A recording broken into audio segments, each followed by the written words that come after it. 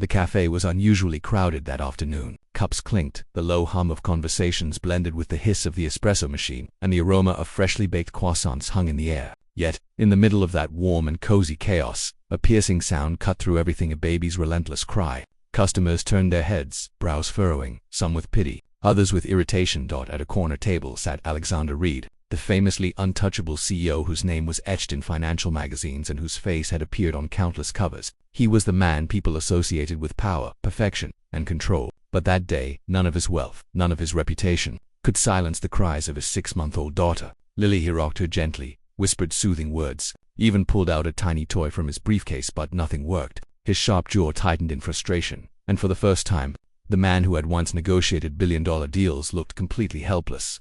Behind the counter, Emma, a young waitress with tired eyes and flour-dusted hands, noticed the scene. She wasn't supposed to meddle. The cafe manager often warned her to stay professional with high-profile customers, especially someone as important as Alexander Reed. But Emma's heart tugged at the sight of the baby's red cheeks and tiny fists clenched in distress. Emma knew that kind of cry. It wasn't hunger alone. It was loneliness, pain. She had been a nanny once, before life pushed her into scraping by as a waitress. She wiped her palms on her apron, took a deep breath, and stepped closer to the table. "Excuse me, sir," she said softly, her voice almost trembling.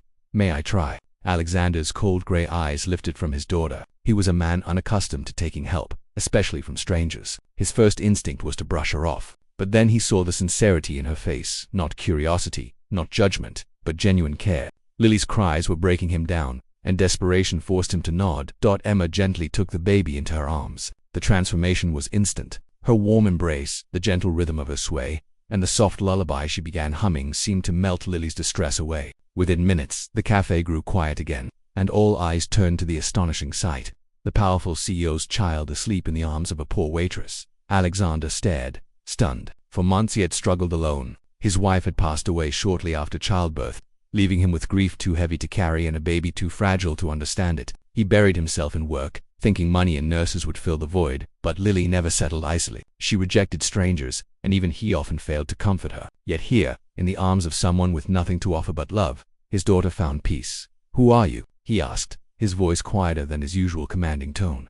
"Just a waitress," Emma replied with a faint smile, but her eyes revealed 1,000 untold stories, losses, sacrifices, and resilience. From that day on, something unexpected began. Alexander returned to the cafe, not for coffee, but for the calming presence that Emma brought into his and Lily's life. He started noticing things he had long ignored. The way Emma worked double shifts yet still carried herself with dignity. How she offered free cookies to children who couldn't afford them. How she greeted every customer with warmth despite her own struggles. But it wasn't all smooth. Rumors began spreading, whispers about why the powerful CEO was spending so much time at a small cafe, always around the same waitress. Some accused Emma of seeking his wealth, others mocked Alexander for lowering himself. The cafe manager even pulled Emma aside one day. "Be careful," the manager warned sharply. "You don't want people to think you're trying to trap him. Men like him don't belong in our world." Emma's heart sank. She wasn't after him, not his fortune, not his fame. All she wanted was to see Lily happy. But she also knew she couldn't afford to lose her job. She lived in a cramped one-room apartment, supporting her younger brother's college education after their parents had passed away. She walked a fine line between kindness and survival.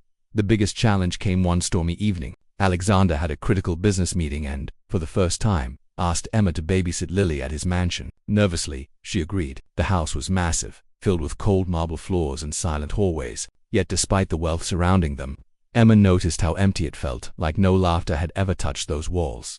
When Alexander returned late at night, he found Emma asleep on the couch, Lily resting peacefully on her chest. For the first time in months, his house didn't feel like a mausoleum. It felt like a home.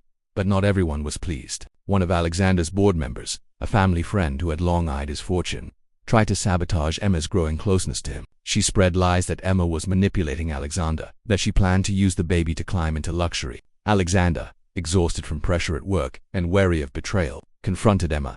"Tell me the truth," he demanded, his voice sharp, though his eyes betrayed hesitation. "Why are you really here? What do you want from me?" Emma's chest tightened. For a moment, she thought about walking away. After all, what could she offer a man who had everything? But then she looked at Lily, who clutched her finger even in sleep. With tears welling in her eyes, Emma whispered, "I want nothing from you, Alexander. I only want Lily to feel loved. She deserves a mother's touch, even if it isn't mine." Her words cut through him like glass. In that instant, Alexander saw what he had been blind to all along. Money could buy comfort, but not love. Power could command respect, but not peace. Emma had given Lily what no fortune could: the warmth of a mother's heart. From then on, Alexander began to change. He spent less time chasing endless deals and more time at home. He asked Emma to stay, first as Lily's caretaker, then as something far deeper. But Emma hesitated. "People will talk," she said quietly. "They'll say I'm not worthy of you." Alexander reached for her hand. "Let them talk. I've lived my life for the world's approval. This time, I choose for myself. And I choose the woman who healed my daughter's tears. And mine, it wasn't easy. They faced judgment, jealousy, and the harsh divide between their worlds." Emma worried constantly about fitting into Alexander's world of wealth and power, while he struggled to balance his empire with his newfound devotion to family. Yet, step by step, they found strength in each other. Lily grew happier, her laughter filling the once empty mansion. Emma's brother graduated, thanks to her sacrifices, and proudly called her the bravest person he knew. In Alexander, he discovered that vulnerability was not weakness, it was the path to true connection. Years later, when people spoke of Alexander Reed, they no longer admired him only for his business genius. They admired him for his humanity, for the way he knelt on the cafe floor that day and let a poor waitress teach him what love truly meant. And Emma, once dismissed as just a waitress, became the heart of a family that reminded the world of something priceless. Wealth fades, power shifts, but kindness, the unthinkable act of reaching out when no one else dares, that is what changes lives forever.